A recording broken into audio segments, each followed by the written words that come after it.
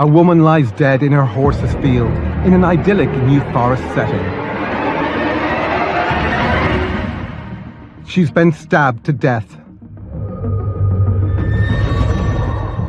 All police have to go on is a car key, but no car and no known motive. A vigilant local man's photograph of a badly parked car will help police unlock the investigation and untangle a complicated family history and murderous plot. Catching a killer requires conclusive forensic evidence. From clues at the scene of the crime to minute examination in the forensics lab, from the cold reality of the pathologist's table to DNA sampling, digital analysis, each piece of killer evidence brings the murderer closer to justice.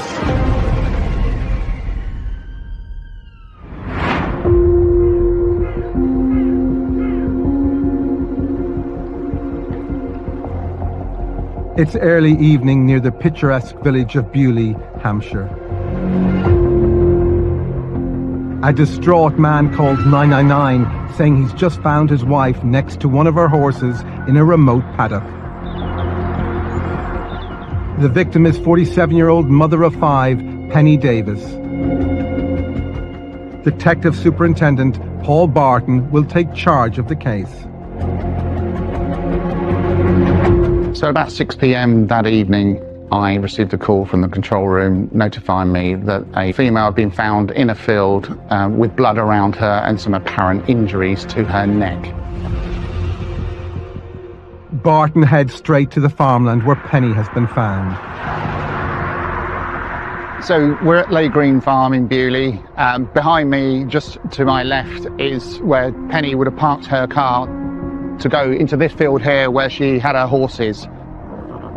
Police officers were dispatched as a result of her husband's phone call to the control room, and when they got here straight away, first thing they would do is try and contain the area. You can see there's a number of junctions around us. We don't want passing traffic coming through because that could be effectively damaging any evidence that's been discarded. The officer's first task is to set up roadblocks and cordons to keep the public out and preserve any evidence of foul play. An outdoor scene is incredibly difficult to contain. You have the issues of the weather.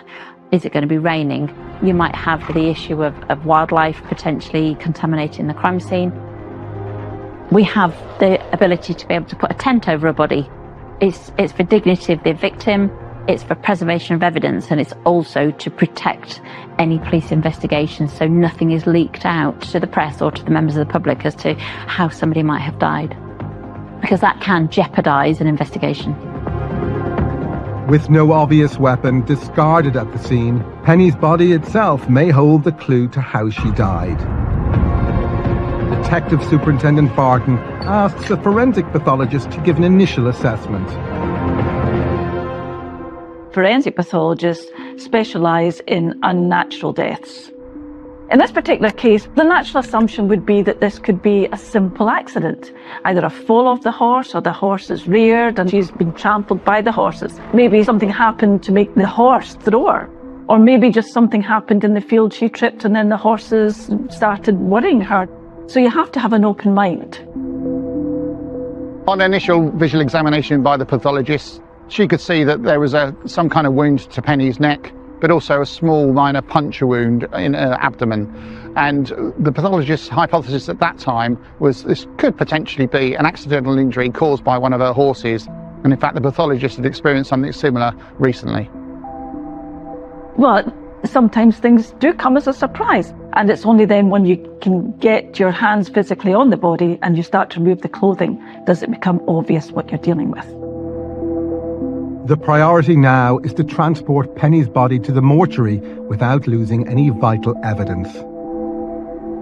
The recovery of evidence from the body in situ as far as possible will help give the scientists who are analysing the results later the best picture of what the body was like at the time, and thereafter careful wrapping to make sure that anything that's examined later at the mortuary is preserved as best as possible. So that's covering the hands, feet and head with bags, then wrapping in a sterile sheet and quite closely in order that things don't move around too much, thence to a body bag, and thence to the mortuary for proper examination later.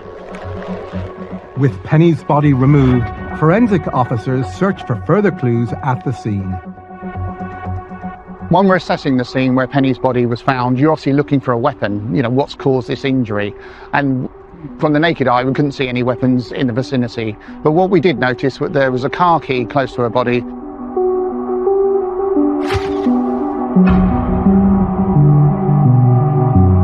Whose car key is it? You're immediately thinking it's probably going to be Penny's car key. And if it's not Penny's car key, then there may be some DNA evidence on that key. So someone's obviously handled it. So there might be some fingerprint or trace evidence or DNA on that car key. So it's important then to process that car key in the scene. So swab it for DNA, bag it up, try and find what car it relates to. Photography is really important as well, not only to brief the police officers and the senior investigating officer, but it can also be used in a court case for the jury to actually see the crime scenes. I was told by the attending officers that the car key, they believed, belonged to Pete, the husband of Penny. He owned a Skoda, and we thought that car key was a Skoda. Had Penny's husband dropped the key while attacking her? I immediately become suspicious because, in my experience, a lot of homicides are committed by people they know. And normally the person finding the body can obviously then have an excuse as to why they may have forensic evidence on them. He was extremely distraught, but it was important that we got an account from him. Then at a later date, he's committed himself then to a statement to police officers. Stranger danger is a very rare crime. Inevitably, most homicides in this country are committed by somebody who knows the victim, somebody who's in close proximity. Murders and homicides are about the fracture of relationships, and particularly in a potentially violent murder such as this one. So inevitably, those close to the victim will be placed under greater suspicion and immediate investigation. All the more so when, in this case, Pete, her partner, finds the body. And it's often the case that the person who finds the body and even reports the murder ends up being the perpetrator. So the following morning at 11 a.m, a post-mortem took place of Penny, involving the forensic pathologist and obviously some crime scene investigators who are there to assist the pathologist in retrieving forensic evidence. And having removed Penny's clothing, it became fairly obvious fairly quickly that Penny had suffered a number of significant stab wounds to her torso and to her neck. And at that point, I declared this investigation homicide investigation. The pathologist's next task is to try and describe the murder weapon. How big is this knife? How big is the blade? How long is the blade of this knife? Could this have been done by something like a pen knife? Could it have been done by a steak knife?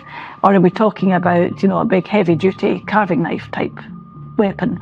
So every measurement we take is trying to give some idea of the actual weapon that was used. The number of stab wounds that Penny had suffered was 11 in total. This was a frenzied, vicious personal attack against Penny. And so we were looking for someone who was extremely dangerous. But the remote location means there's very little chance of any witnesses to Penny's murder. So having looked at the scene and seeing how isolated it is, the first thing I'm thinking is, how on earth are we going to solve this? There is no CCTV, there are no house-to-house. Phone signal is pretty poor out there as well. Soon after the post-mortem, officers withdraw from the crime scene itself to focus on other leads. We couldn't stay here forever, so what we did do is put posters up in the area. The posters showed that we were investigating a murder in this area, had a picture of Penny with her horse, something for people to focus on and relate to, and it was an appeal for witnesses. It's a long shot, but Barton hopes to jog the memories of a passerby or local who may have seen anything out of place. And so it's going to be a question of good old-fashioned detective work, trying to establish how Penny came to her death in that field on that day. Detective Superintendent Paul Barton has a challenge on his hands. Who could possibly have a motive to kill Penny Davis? He must either make her husband a suspect or else eliminate him, and he must probe her personal life in minute detail. all the while hoping for a breakthrough, a witness coming forward, or a key piece of CCTV which will help point his investigation in the right direction.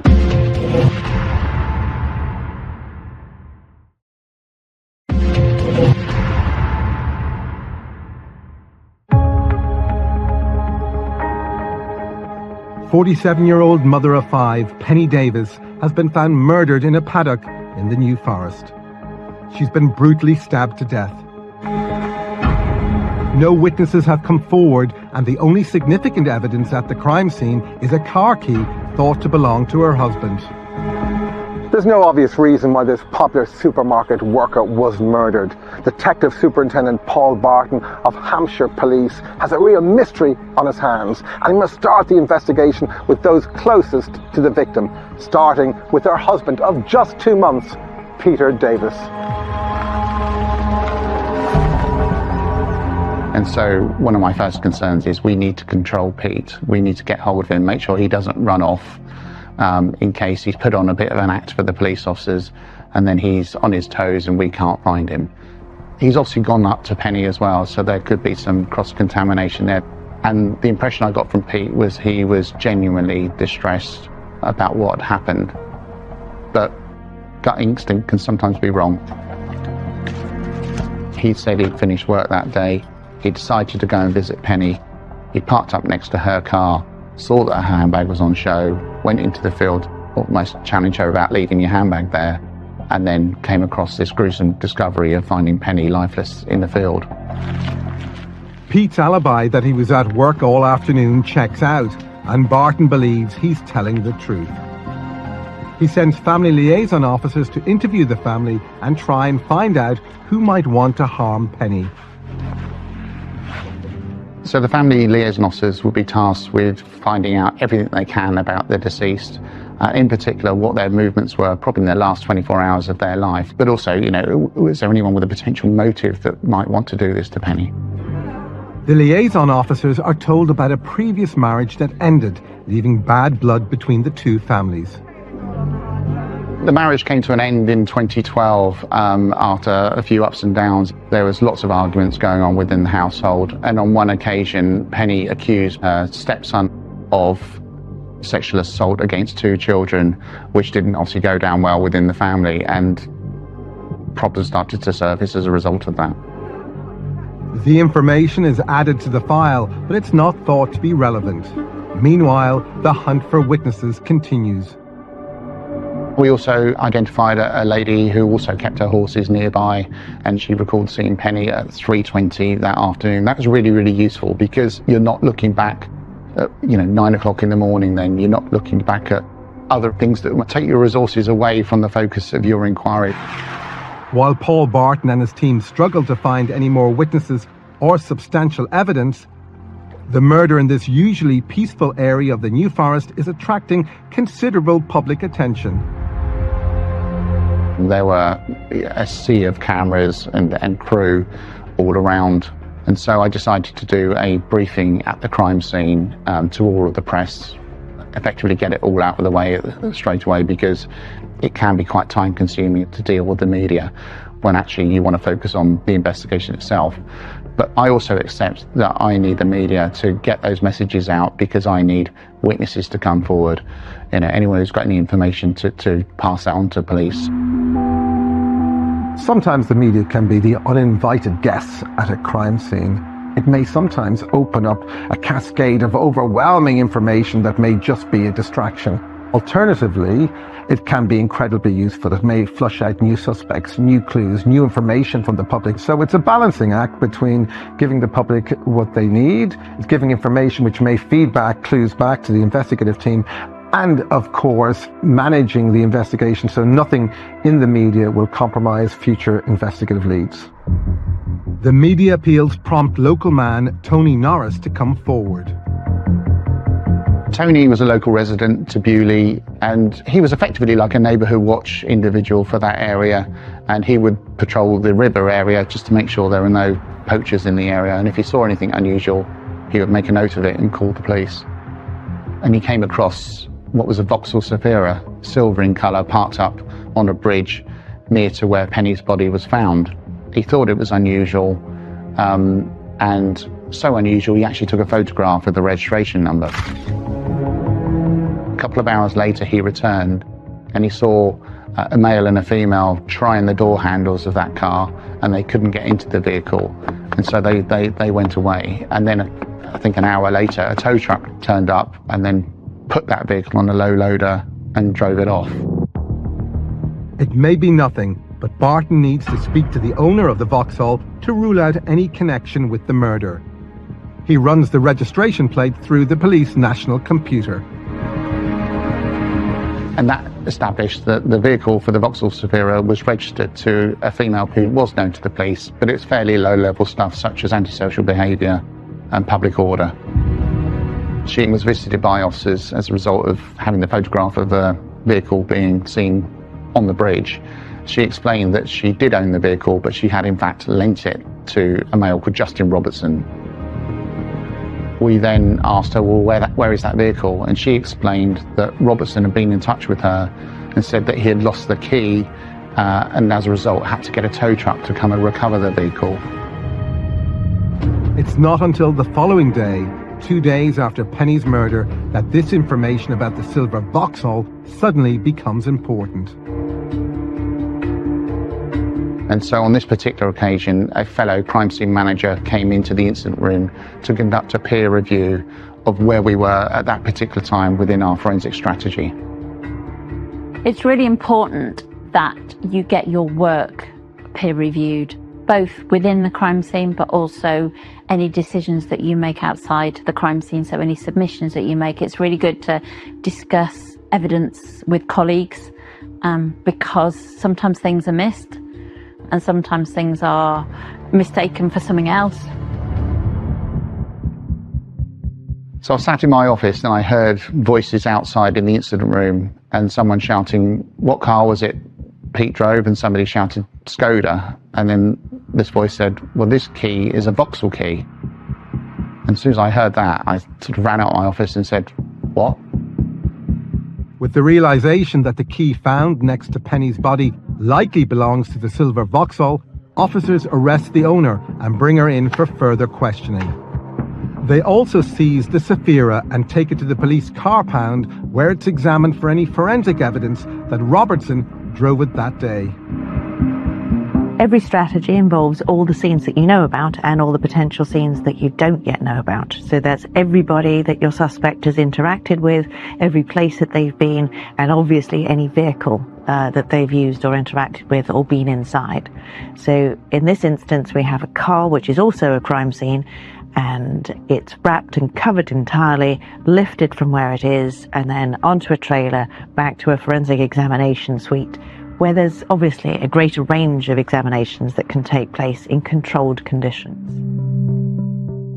Officers went to that pound, they took the key with them, pressed the button, and sure enough, the doors opened. So we knew that key belonged to that Vauxhall Zafira. They would then start looking at fingerprint opportunities. So the gear sticker's a good one. You could get a thumbprint on there or a fingerprint that they would look at, so they would try and get any forensic evidence from that. And what we established was that the vehicle had been cleaned. Now, that's starting to raise alarm bells for me, because why would you clean that vehicle? Is it because there is something in there that could link the person driving that vehicle to Penny's death? In this case, whoever had cleaned the car had done a thorough job. There was no forensic evidence that might have helped the investigation. Neither were there any prints or DNA on the key itself. For the public and for our purposes, the jury, they're so used to crime shows and the understanding that forensics is a magic bullet, near mythical power to convict somebody, that in the absence of that, officers understand that may be a problem. But in this instance, the fact that the car was cleaned within an inch of its life tells its own tale. And for me, although the forensics didn't deliver in this instance, that in itself gave very powerful circumstantial evidence. Why would you clean a van such as this? So as a result of that, he was declared a suspect for Penny's murder. The detective's next challenge is to find Justin Robertson. And that was proving difficult because he was effectively a nomad. He was a bit of a sofa surfer who didn't really have a fixed home address. And so we would look at our intelligence. Who were his associates? Did he have a girlfriend? And what we established on some of our older records is that he had use of a mobile phone. So he may have been in custody on a previous occasion and he's offered up his mobile phone to the custody staff when he's been in custody. And that allows us to start doing some inquiries on that number. Officers contact Robertson's old network provider and release details of which numbers he called and when. There was a number that was being called and calling him on a regular occasion for about 2 weeks leading up to Penny's death. And then, most importantly, all communication between those two numbers stopped as soon as Penny's body was discovered.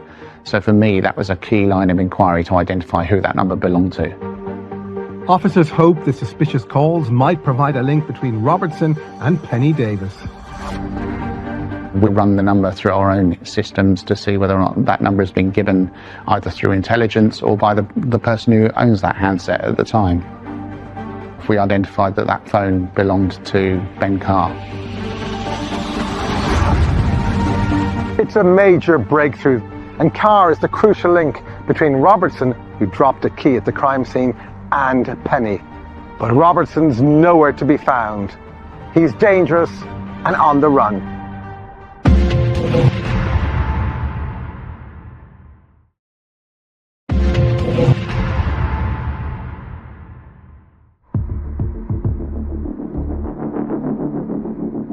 Penny Davis has been viciously stabbed to death while tending to her horses in the New Forest. Police initially think a car key at the scene belongs to her husband. They later discover it's the key for a silver Vauxhall, which was being driven by Justin Robertson. His phone records reveal repeated calls to Penny's former stepson, Ben Carr, in the run-up to her murder. With Robertson on the run, the police need to speak to Carr. Penny's family say he despised her because of an allegation of assault she'd made some years previously. The next steps are to find out how Carr knew Robertson and why they were speaking so frequently in the run-up to Penny's murder. We know that Justin Robertson was a low-level drug dealer. We also had intelligence that Ben Carr was a low-level user of drugs. And so one would expect to see a little bit of traffic between the two of them every now and then. But what the data showed us, there was a lot of regular conversations going on, and then realizing that Ben Carr had, for want of a better word, bad history with Penny. For me, it was too much of a coincidence to suggest that this phone traffic between Robertson and Carr had nothing to do with Penny's murder, particularly when all contact stopped on the 2nd of September 2014. Ben Carr, Penny's former stepson, is now a suspect for her murder. Officers bring him in for questioning. When we interviewed him, he then gave an alibi, which checked out. He said he was at the gym at the material time in Southampton. He sat in that interview room fairly confident that he could show he had nothing to do with Penny's murder. Carr also has an explanation for the multiple phone calls between him and Justin Robertson in the fortnight before Penny's murder. And he said he was my dealer and I was contacting him for drugs and social chats and that kind of stuff, but that was it. Barton has no choice but to release Carr on bail. It's no secret that the classic escape for a potential murder conviction is to ensure you are somewhere else in a verifiable place other than where the murder was in fact committed. In this case, Ben will place himself at a gym. This was part of his regular route. It was a reasonable routine, so it was a verifiable not only by CCTV in the gym but also by the access to the gym in terms of card membership. Ben Carr might have thought that this was now an escape. Inevitably, he was dragged into the net, and he thought maybe this is the end of the Inquisition. It was, in fact, only the start. Detectives then turned to Penny's social media accounts to look for any stronger motive for her murder. About 2 weeks before her death, that she had what I would describe as a bit of a drunken rant on Facebook Messenger with a female regarding this female's upcoming marriage to Ben Carr's father. This rant from Penny was essentially telling this female that does she know what she's getting herself into with this family, and that Ben Carr's a nasty piece of work, and that he's alleged to have assaulted 2 females in the past, and that she's going to resurrect this and get him arrested on their wedding day and cause as much embarrassment and disruption on the day. And so this was really starting to build up a strong picture of Ben Carr wanting Penny silence, and perhaps he's used Justin Robertson to do that. With Robertson still on the run, detectives look for further evidence that shows he'd driven to the field that day to confront Penny.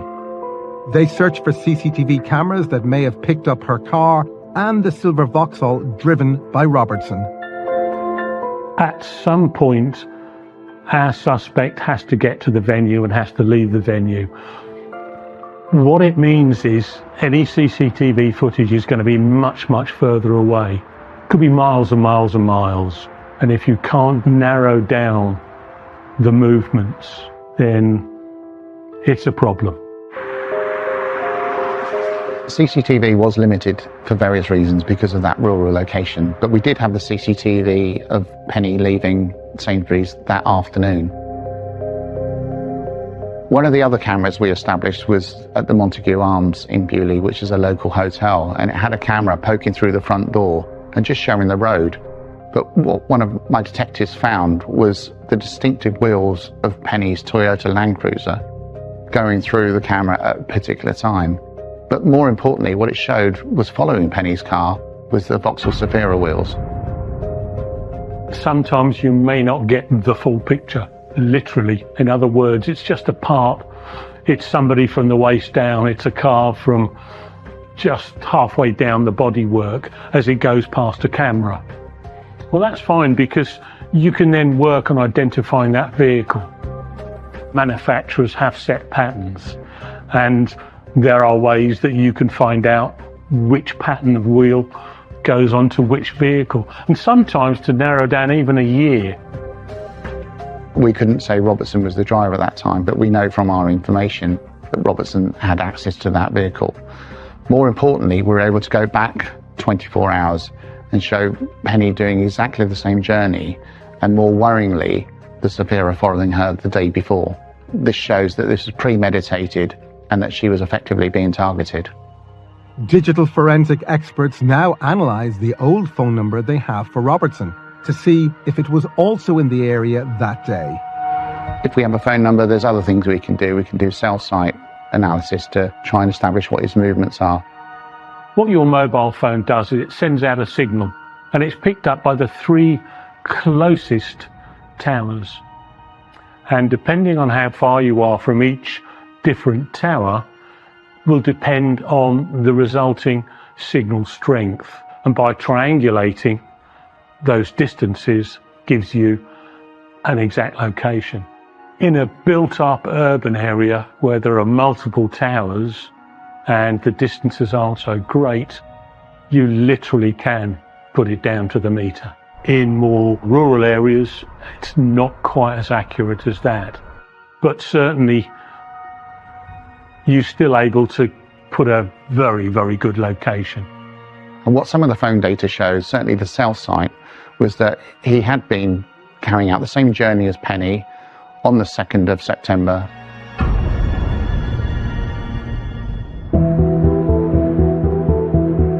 The case against Robertson is building. His friend says he was driving the car that day but lost the key. The key was found next to Penny's body. CCTV and phone data make it highly likely he was following Penny as she drove to the paddock. Now detectives receive a new lead. They establish Robertson visited his girlfriend Leanne Doyle on the day of the murder. She revealed he'd come to her address and he had some kind of kitchen knife in his possession. And he said words to the effect of, "Oh, you want to watch the news tonight? You know, something big's happened."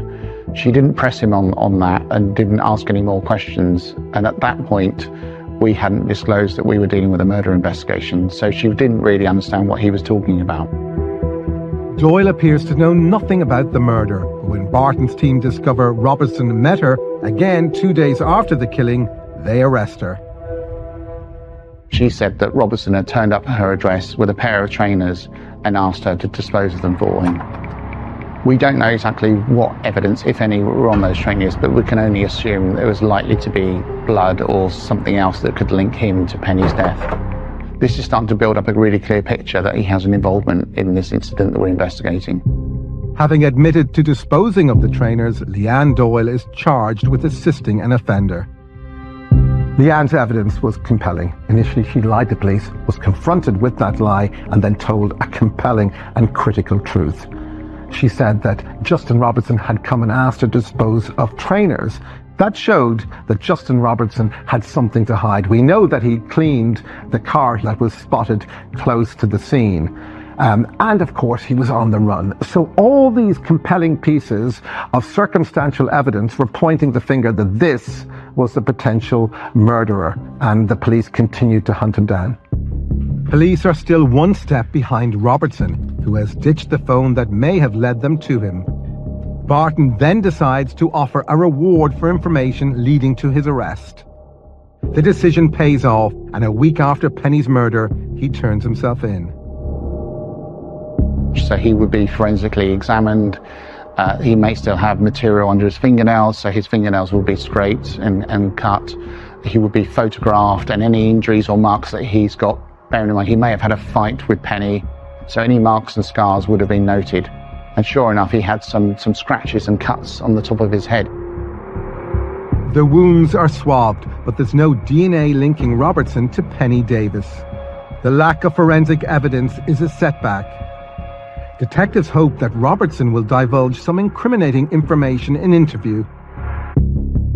To my amazement, he actually spoke to officers. In fact, we couldn't stop him talking.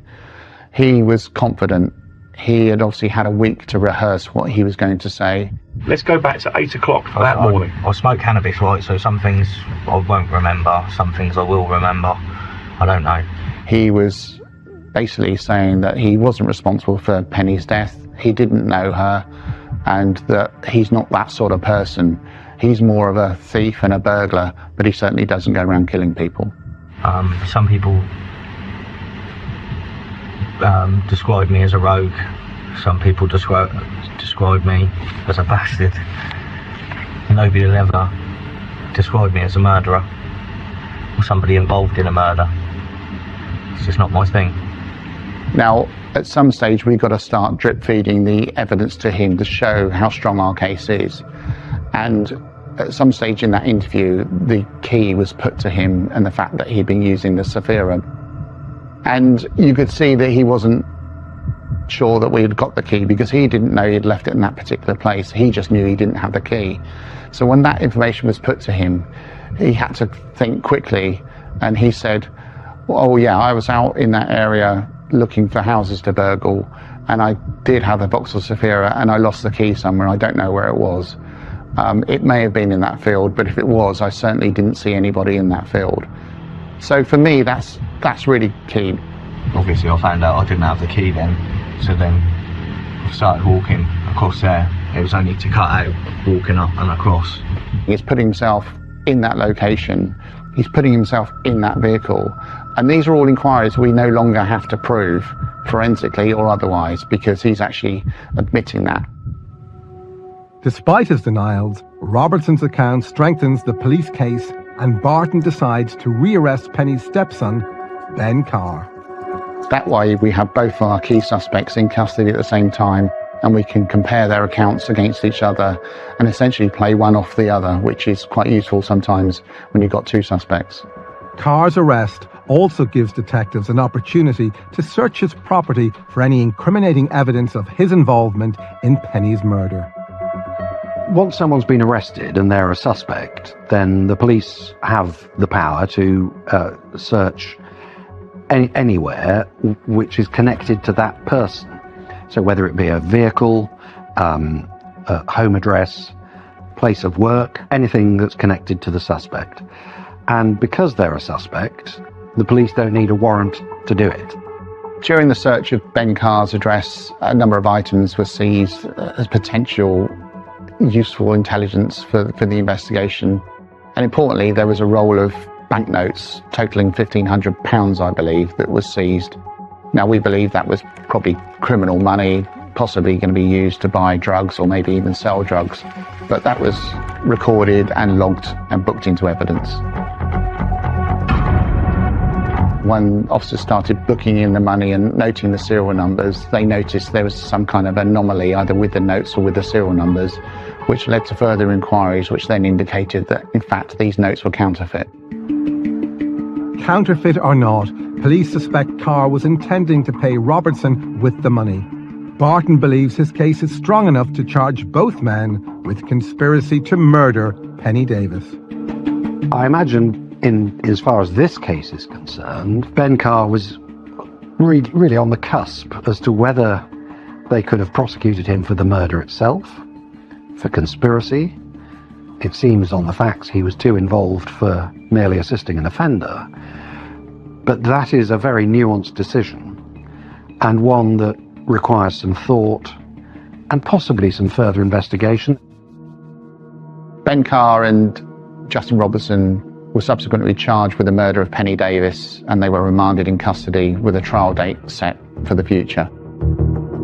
It's been a long and intense murder investigation. Police are convinced that Ben Carr hired Justin Robertson to murder his former stepmother, Penny, because she tried to ruin his father's new relationship. With little forensic evidence to go upon, will the jury be convinced by the largely circumstantial evidence that Paul Barton and his team have amassed?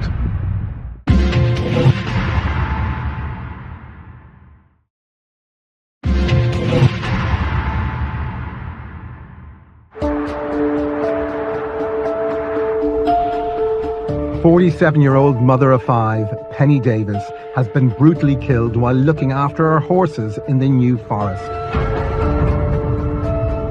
The only significant evidence found at the scene is a car key. A local man who photographed a suspicious car leads police to their main suspect, Justin Robertson. Phone data reveals repeated calls between him and the victim's former stepson, Ben Carr, who intensely disliked her. CCTV shows the car following Penny just before she was murdered, and phone data puts Robertson in the area at the time of the killing. His girlfriend tells police he asked her to dispose of his trainers, which may have had blood on them after the murder. And a roll of £1,500 is discovered in Ben Carr's home. Police have charged Ben Carr with conspiracy to murder, and Justin Robertson is facing a murder and a conspiracy to murder charge. As the trial comes close, both sides are preparing their case. Carr's lawyers plan to put him in front of the jury to try and persuade them he's innocent.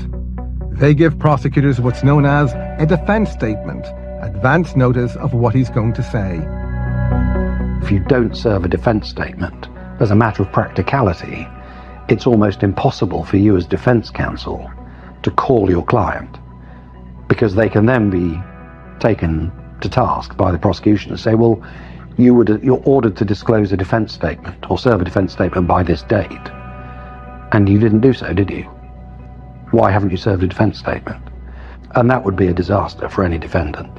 And that has to be sufficiently detailed to make clear what the defense to the allegation is. Until this point, Ben Carr has denied all knowledge of the attack, but just before the trial begins, he changes his story. What Ben Carr submitted was a real surprise to us. He was potentially going to be accused of indecently assaulting two girls, and that he was potentially going to be arrested on his father's wedding day, and he couldn't let that happen. So the only way he could stop that was silencing Penny. And in fact, he was going to pay him, Justin Robertson, £1,500 to go and scare Penny to stop her making these threats. That's when the £1,500 then became significant that we'd seized from Ben Carr's address. this is really, really good, because what we've got him now is admitting that there is a link between the two of them. He's saying Robertson has had contact with Penny Davis. And remember, we didn't have any forensic evidence to suggest that was the case. It was circumstantial at that point. Carr's partial admission makes it harder for Robertson to deny he was in the paddock that day. So Ben Carr's version of events was that Robertson approached Penny and he was wearing a balaclava and he was brandishing a knife, and that Penny fought and she actually ripped off the balaclava, so she saw his identification, and as a result of that he had no option but to stab her 11 times to kill her. And so for me it reinforced what we thought had happened all along. The only difference was Ben Carr's version of events was that he didn't want Penny killed. We say that he did. Going into the trial, I was confident that all of that pulled together made a really, really strong case, despite the fact there was no forensic evidence tying any of them together. A lack of forensic evidence is always a concern, because the flip side of the advances in forensic science and the ability of forensic scientists to obtain positive evidence from the most minute spot of blood or whatever it may be, if there's an absence of it, that always rings a serious alarm bell in your mind when you're reading case. Having said which, if the rest of the evidence you've got is compelling enough, even in the absence of the forensic science, then you've still got a viable case. The trial begins at Winchester Crown Court of Justin Robertson for murder and conspiracy to murder, and Ben Carr for conspiracy to murder Penny Davis. Robertson was given an opportunity to give evidence at court, which he did, again, which was to my surprise, but the arrogance and cockiness of him didn't surprise me, because he wanted an opportunity to effectively show off in Crown Court.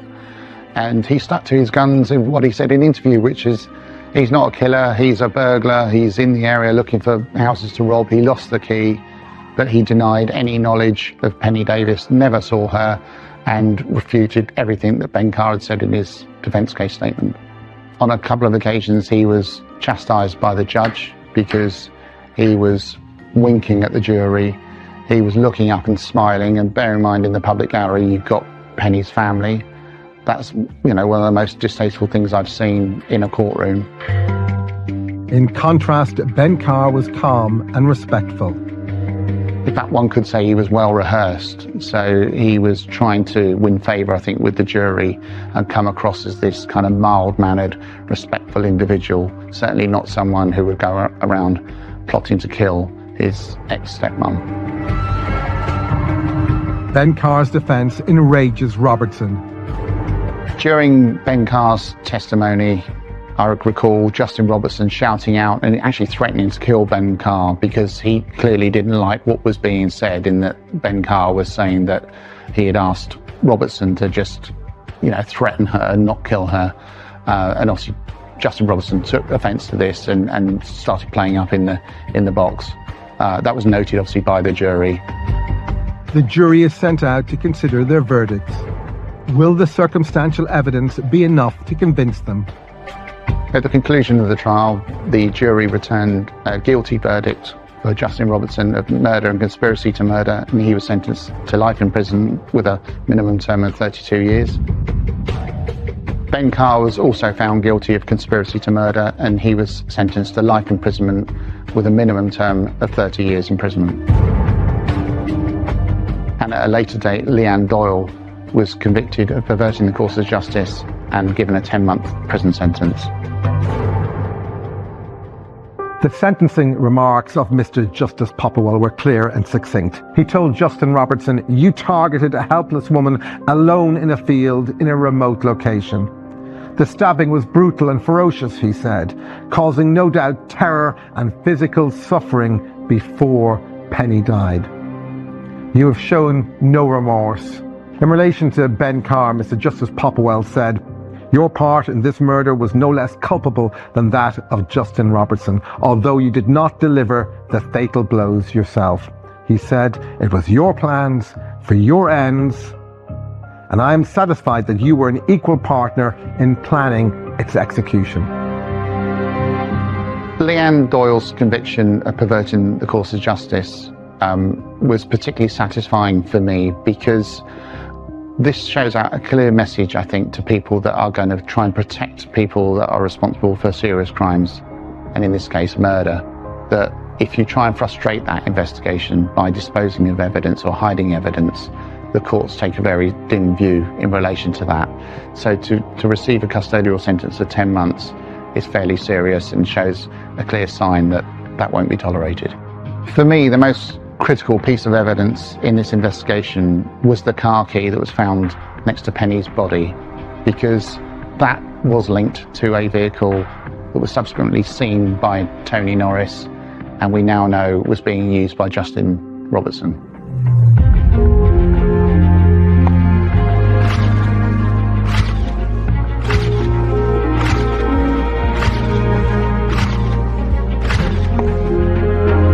Penny Davis was a much-loved mother of 5 who had everything to live for.